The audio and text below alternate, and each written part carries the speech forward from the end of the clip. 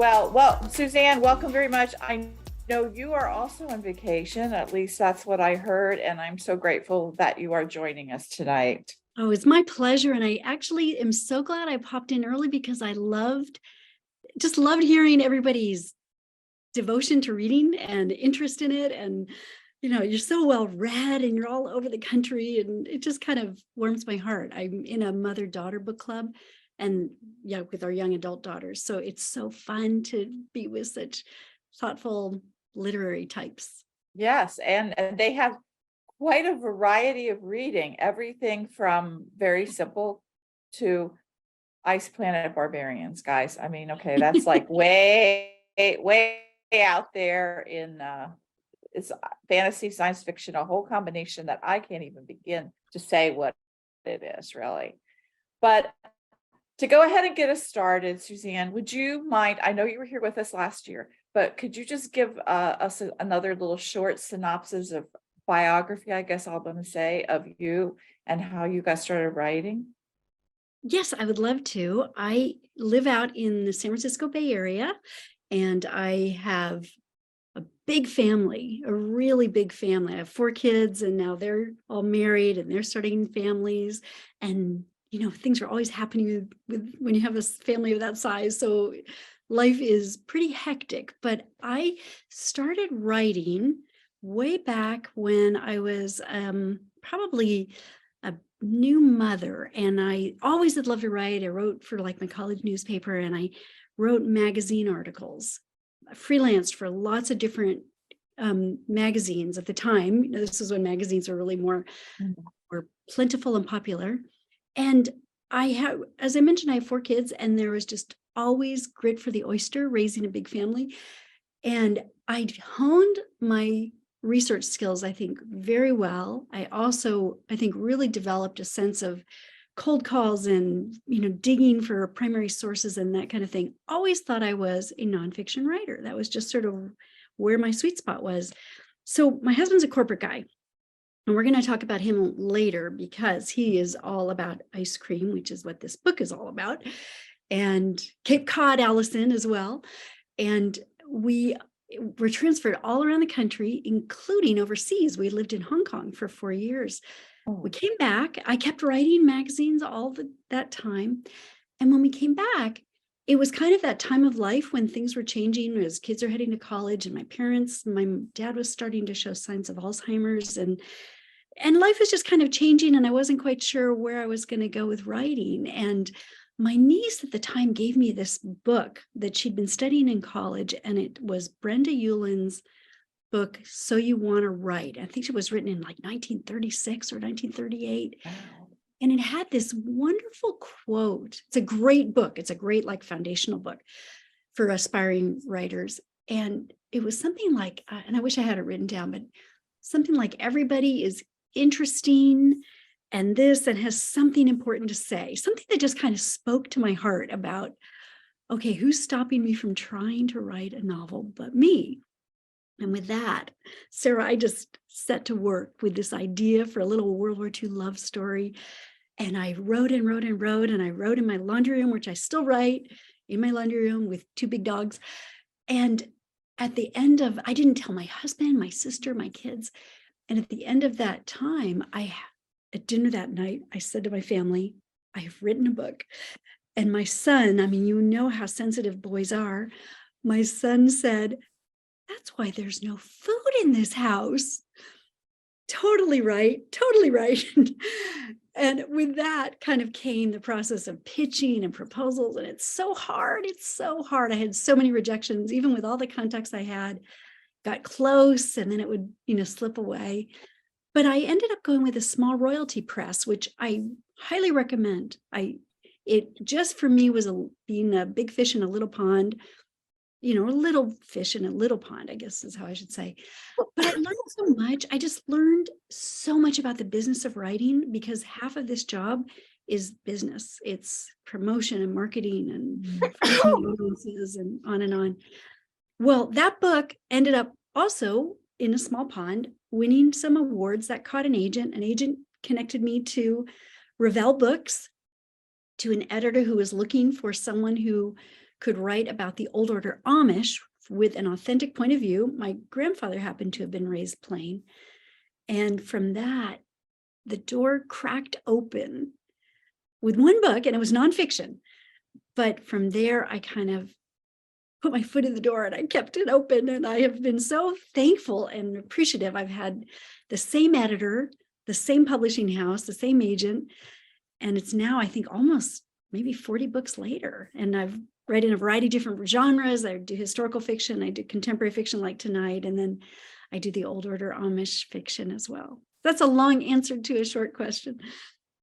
No, it's very interesting because I was going to bring up later that you seem to go back and forth between contemporary, at least recently, contemporary and the old order Amish. And it was like, that was very, for me, because my grandparents were also Amish. So it's a very, when you come out in the world and the plain people versus the contemporary, it's quite different. But the people are the same. And I don't think that readers or the general public understand that people, no matter what their setting is and how they've been raised, the people still have all the same traits across everything, which makes me like, oh, very welcoming to different points of view, because we all deep down inside are all the same, right? We're all human. We all have ups and downs and flaws and blessings and love and longing for love and jealousies and everything else. So I know that you're in San Francisco area right now. So you picked Cape Cod, Chatham, I think, hope I'm pronouncing that right, for this series. This is book 2 in the series, the Chatham Creamery. And it's got ice cream in it. So who doesn't like ice cream, right? And now you're going to blame your husband, which I have to hear about. Tell me how your husband decided that you need to write about ice cream, and do you do taste testing? So this is so much fun. And it actually has to do with my editor, who has come to my home a couple times to stay when she's been in the Bay Area. My husband has gone to ice cream school. Did any of you know there is such a thing? Penn State has ice cream school, and they've had it since 1892. It's held in January. It is kind of like a certificate program where they would have a long course for the really serious professional, have their own. And we're talking Baskin Robbins have been, Ben and Jerry's, Jenny's, you name it. They have all been to ice cream school at Penn State. And then there's a short course as well for like really intense hobbyists, of which that is my husband. He loves ice cream. He takes his ice cream very seriously. His name is Steve. We call him, he's a serious guy anyway. We call his ice cream Steve Serious Ice Cream. And I actually sent him and my daughter, who's a nutritionist, to the short course for Penn State's ice cream school. And they came back, oh, Sarah, they're phenomenal ice cream makers. They are really outstanding.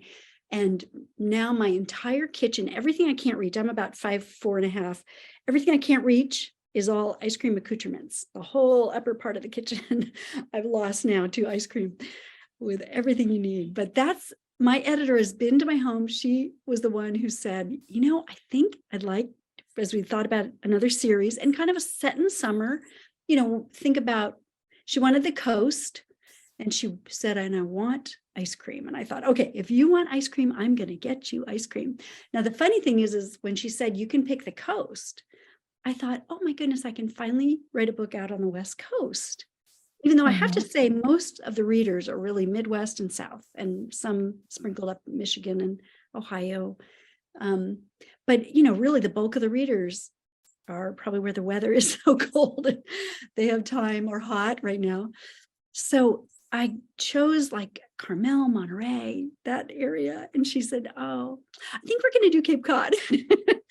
And I loved it actually, because my dad is born on the Cape. I had an uncle who was a dentist in Chatham. There's a lot of family history. I've been to Cape Cod quite a lot. Allison, I'm wondering what town you went to. This novel is set in Chatham, which is the elbow and kind of the jewel of the Cape.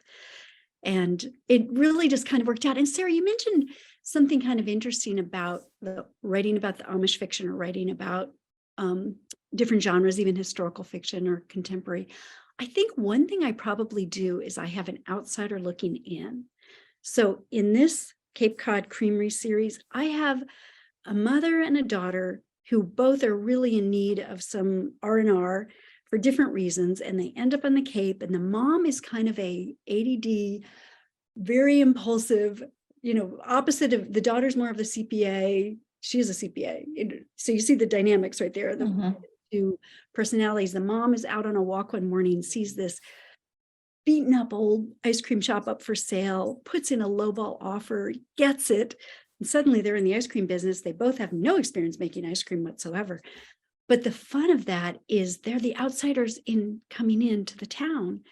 And it is different. I mean, it's even a destination town like Chatham or some of these other places you mentioned for your vacations, living and visiting are two totally different things. So, staying through a winter in a destination town is a whole different kind of experience. So I think there's a little bit of a technique that I use in all of my books where you have sort of fresh eyes looking into a community. So I have a couple of questions and I can't decide if I want to go ice cream or the why did you set it in the dead of winter in a place that's, I mean, not to say that the town is actually dead, but a destination place in winter there would be nobody there, right? And all of the things that you did was that. But let's go back to the ice cream, because the ice cream is much more important for the rest of us. So how long ago did your husband do this, and how many different, and has he ever decided to go, quote, professional, unquote, ice cream making? I love that question. Well, okay, so he and my daughter went probably, I'm guessing maybe 8 years ago, maybe longer, maybe 8 to 10 years ago. And he was interested. He's a corporate guy. So he was, fully invested in but this was like a hobby. He loved ice cream. He thought he'd try it. And he actually went to ice cream school with a woman who started an ice cream shop in the town next to us. So even though it was a short course, she came back and started an ice cream shop called Lottie's. And she has done so well that she's now sold to private equity. She now has 3 shops. So Steve really missed the boat on that. But I think he kind of thought, would he be interested in doing that in retirement stage? He even thought about maybe even interning after he retired to work in her shop and just get a sense of it. She was the one who said, don't do it. Don't do it. It's so much harder than you can imagine. And it is, when you think of repeating the process day after day after day after day, and all your raw ingredients. And and a lot of it is also people. You're in the business of really hiring teenagers and young people and hourly. And then looking back, the pandemic, imagine starting a business during the pandemic. That would be hard. So he would say he is glad he didn't. He was a lot of the information for the books. And for example, so I have the daughter being a CPA type. This is kind of my husband's personality.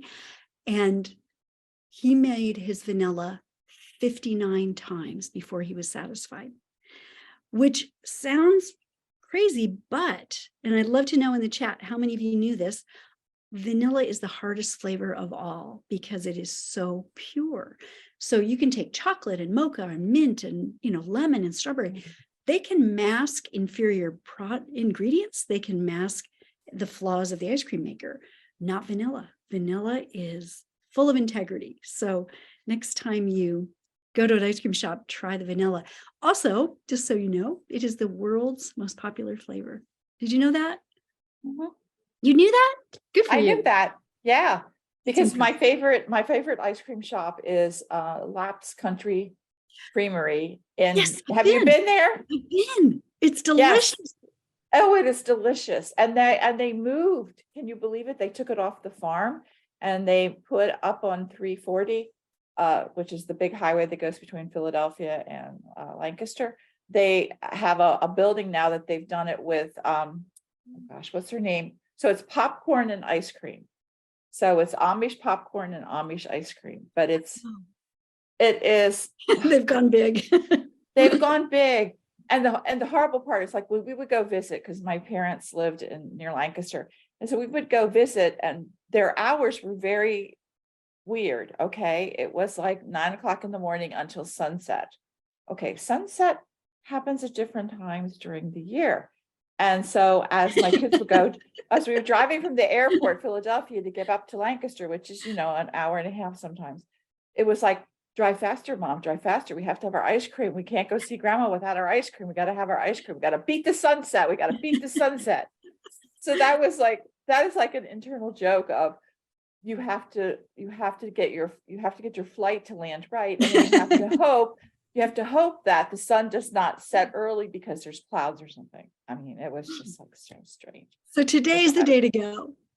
Oh yeah. But the ice cream, man, it is so worth it. And their vanilla, that's where I knew that vanilla is really hard to make because you would have their vanilla and then somebody else's, and you would just taste all the different, like sometimes it's not pure. Sometimes it's got a little aftertaste, or they put too much vanilla, or, it's like strange. I did like that part where it was in the book where she tried 59 or almost 60 times to get the vanilla right. But of all of the flavors that, let's say, your husband or you did for research, what was the weirdest combination that you guys ever came up with of ice cream? I wonder how many of you, again, please say in the chat, have any of you heard of an ice cream shop called Salt and Straw? It's on the West Coast, started in Portland. Have you heard of it, Sarah? Not only have I heard of it, but my daughter who lives in Seattle, when she first moved there to make up for her leaving me, she had them ship 4 pints of the ice cream. And I went, oh, we will be visiting that when I come to visit you. We can drive down to Portland, not a big deal. They probably I live in Texas. So do you know what they started with? Bone marrow. No. Oh, wow. Yeah. They're known for really out there. Yeah. And very seasonal. For example, in Thanksgiving, they will have an ice cream that is turkey gravy, cranberry sauce, and what else? Potatoes. And somehow they bring it, and it is incredible. But I mean, it's so bizarre. And they have a line out the door and down the street from morning till sunset. They are amazing. So for our family, I would say Steve's worst disaster was a peanut butter that just was like stuck to the roof of your mouth, and he hasn't tried it since. I think it's not easy, adding these add-ins. And most ice cream starts with a chocolate base or a vanilla base, and you do all the textures and add-ins, and that was a tough one for him. But I will tell you, he is known for his salted caramel. Whoa. Yeah, crazy good. The house just smells of that almost burnt sugar, brown, kind of brown. Oh, it's so good. Well, we do need to talk about there's 2 things. The title of the book, The Secret to Happiness, because this is Callie coming to the town and to the mother and the daughter. I mean, Dawn and Marmee, and comes with a lot of baggage and some issues. And we're not going to talk about them because it's sort of a spoiler, but she meets up with the man who has written the book, The Secret to Happiness, or it was pretty close to that was the title of his book. Did you base this, the author / man, did you base him on anybody particular? Because there have been a lot of books and things coming out on happiness, but was there somebody particular that you based Bruno on? And I do love his name, Bruno. Yeah, I'm very impressed with all your details. So no, I actually was writing this, and I always like to have the opposite of what you think. So he is a professor at what they call the 4 Cs, the Cape Cod Community College. That's a real place. And he was talked into teaching this class. He's written a book. And here he is, this very gloomy man. And I just loved that. I loved that he, the juxtaposition of a man teaching about happiness. And here he is just, kind of a somber, doesn't volunteer much about himself, very private. He's got a backstory that's fun to figure out why he is the way he is. He's not morose. He's just a very, unanimated kind of personality. So no, but I have agreed with you that I've seen even just this summer, a lot of books about happiness pop up. And maybe it was the pandemic. maybe things Yeah. just got people brewing when you think a book is a year or two behind having been written to publication. Then the other part of it is okay, so you've got popsicles on there. So as I was reading, I was going, we're going to get to the popsicles. We're going to get to the popsicles. Hold on, Sarah. We're going to get to the popsicles. So your husband, they're ice cream popsicles. They're not like sherbet or they're Kool-Aid high end. Kool-Aid and water. They're high end and they are coated in white chocolate with sprinkles. I mean, seriously, I was like really, really hungry when I was reading it last night. And I was like, so do you make popsicles, or how did you fall upon that kind of an ice cream? Okay, this is a true story. The first book is called The Sweet Life, and it is really all about ice cream. And I got the cover in from Revell, and on the cover was popsicles. And I went back to them. I said, okay, it's a great cover, but what does it have to do with ice cream? And they kind of went back and thought, oh yeah. So I said, hold that cover, because I will use it for book 2. I will write it into book 2, but I need ice cream on book 1. So I love that story, and I hope I'm not going to get in trouble for sharing it, but it's about the true story behind the scenes of the covers and details. And okay, so you wrote a book based on the cover that you rejected for your first book. Is that like what you just said? I kind of did. I kind of was shocked that, I remember going to my editor like, beautiful cover, love it. What is it doing? What does it have to do with ice cream? And they just got so excited. They weren't thinking. They just weren't really thinking, I think, about it. But it wasn't hard to do kind of a line extension. I'm not sure what the third cover is going to look like. This will be kind of fun. Oh no, I haven't seen it, but I think they're going to pull a rabbit out of the hat. It's going to be fun. What they come up with. Well, the 2 scenes where the ice cream bars come in, be sure that you have some snacks in your freezer as you read it. Just a FYI ahead of the game. Yeah. Okay, so we never let our authors talk too much about their books. Now we want to dig into you, so we're going to play the fresh fiction facts. Okay. I've got to come up with something better than that, because it's such a tongue twister to come out with this, the FFF. Oh, and by the way, we have a Collin County Community College here. So ours is called Quad C, yours is called C4. And when I read that, I actually giggled. So it was just like an FYI behind the scenes. I was like, oh, there must be more. And they all probably have different acronyms. And, we have a Quad C, you have a C4. That's fine. Okay. So for vacation, do you prefer to go into the mountains or to something that's water-based?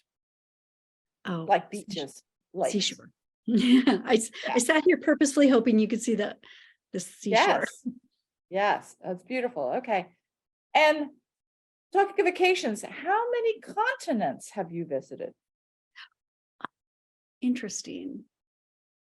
I have not been to Africa. Well, no, I haven't been to Africa. I haven't been to Antarctica.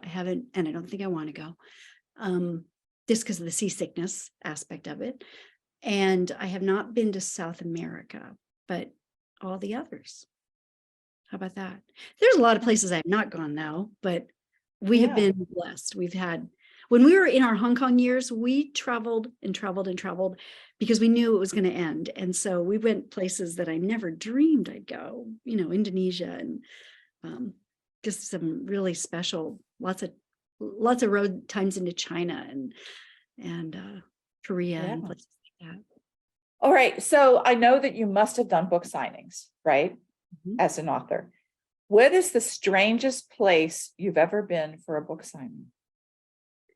Well, I'll tell you the strangest moment because it kind of fits together. And it's almost like, it was the night I was in Dallas and I actually won. Oh, that's it. Blame it on us. Okay. No, I won. It was like the best night followed by the worst. I won an award, which was so wonderful. I mean, just to be affirmed by your, in the industry feels funny, awards make no difference on sales, but so I don't think the publisher really cares whether you get awards or not. They want sales, but it is sort of a lovely moment in an author's life. Got on a plane and went to Austin, and there I was signing at a store. It was actually a furniture store that had asked me to come, and nobody showed up. So I went from here to there so fast, probably like 12 hours of just thinking, this is great, to, oh, this is the hard part of writing. You just never know. It was, I think, like Amish furniture, something like that. It was, there was a key, okay. there's a reason. And they were so nice and beautiful furniture. It was just not, I think there was a huge football game that day, just one of those moments, but that book signing, that was such a bummer. Okay. So, and signing in a furniture store as a women's type fiction author, that's like not making crafts. It's like a little strange. Although a lot of authors do sign in quilt shops, because that's, more a woman hobby kind of thing as well. All right. Well, as a reader, because I know that you are a big reader, what is your favorite genre to read? I actually really read a lot of nonfiction, and I think it's because it gives me, it kind of harkens back to that magazine writing, and it gives me some substance and facts that I can bring in. For example, even just Secret of Happiness, and I don't mean to veer off into the book, but a woman wrote to me recently, and she said that professor, is there books you use to write? And at the back of the book, I have author notes, and I have all my research books. So I like having that substance in a novel. I want a reader to feel like I'm doing the best I can to be accurate, to give you something new and something you can trust and learn. And here's where I got it, and that kind of thing. So I actually read a lot of nonfiction. Like right now, I'm reading a book called Outlive. I don't know if any of you have heard of it. It's huge, and it's about longevity. Really interesting. Okay. So like the blue spots and things like that, they're blue places on Earth. Yeah. All the people. Yeah. People who've lived so old. So apparently we all need to eat a Mediterranean diet and we'll be fine. That was the blue zones, right? Yeah. That was my reading today in the car, actually. I was listening. That was fine. I had to go to the vet. Just love to go to the vet. I know. Okay, so which character from your books? Let's just concentrate on the Cape Cod Creamery books. Which of those characters, because there's like right now there's 3 women, there's 3 couples kind of thing. Which one is a character that you think you would be the best friends with? I really like the character Marnie, the mom, who is, now she's the one who has ADHD. I don't have ADHD, but I have a lot of people in my life who do. So I really get it. And I appreciate the gifts of it. And I think she would be a lot of fun to hang out with. She would be, she's holding back a lot. She's learned in her life not to be quite so impulsive and don't blurt out exactly what she's thinking and things like that. But there's a lot going on inside of her mind that's fun. The fun of interior monologue when you're writing. Okay. And this is going to be our last character question is that who was your favorite or most challenging secondary character to write? I think it would probably be, oh goodness. It might have been the professor, because gloomy as he was, I really wanted him to be so appealing, just to really capture you with his somberness in a way. He's not a downer. He's more just that sort of like a still lake kind of a person. But how do you make that exciting to write, that, so a reader feels attached? Well, I will say this for you, because I found Bruno very intriguing. Oh, I'm so glad. I thought, still waters run deep. He's got a lot of stuff underneath there. Thank you. And his whole thing about the sunrise and awe. Huge. Isn't that? And gratitude, huge. Yes. And it was, and then when you read the rest of, when you get to the end and you read why, the why is like, I started crying. Okay. and Oh, I don't like to cry books, but guys, it's well worth it. So go for it. All right. Okay. We don't like to keep you too long. So we have to, this is still part of the recorded session. So what I would love you to tell us, Suzanne, is how readers can stay in touch with you and find out more about you. I would love to stay in touch. I think, just that relationship with the reader is the best part of this whole author gig. So I have www.suzannewoodsfisher.com. You can go there. I have a newsletter that is really the way I talk to people and hear from them and share family stuff. And I really try to treat people well in my newsletter and do a lot of giveaways. That's just for my subscribers. That's one of the best ways. Instagram is fun. I do a lot of posting and then Facebook. And Facebook, I have to admit, I'm forgetting about. I need to really remind myself to get on it. It's Instagram is so fast that I forget, but I do circle through. So you're all welcome. All right. Well, Suzanne, thank you very much. And I'm going to ask you to stick around for another 15 minutes for our Q&A. Okay. But we really appreciate you having join us again and sharing the ice cream. Thank you. Although Sarah. we didn't get samples. I mean, we I get know. samples next time. But I did give them away when the book launched, and I did try to do regionally. So everybody had, something special from their area, because region is, just like you mentioned with laps, everybody's a favorite. Right. Well, I didn't get any mutter here. Okay, Suzanne, thank you very much. Thank you.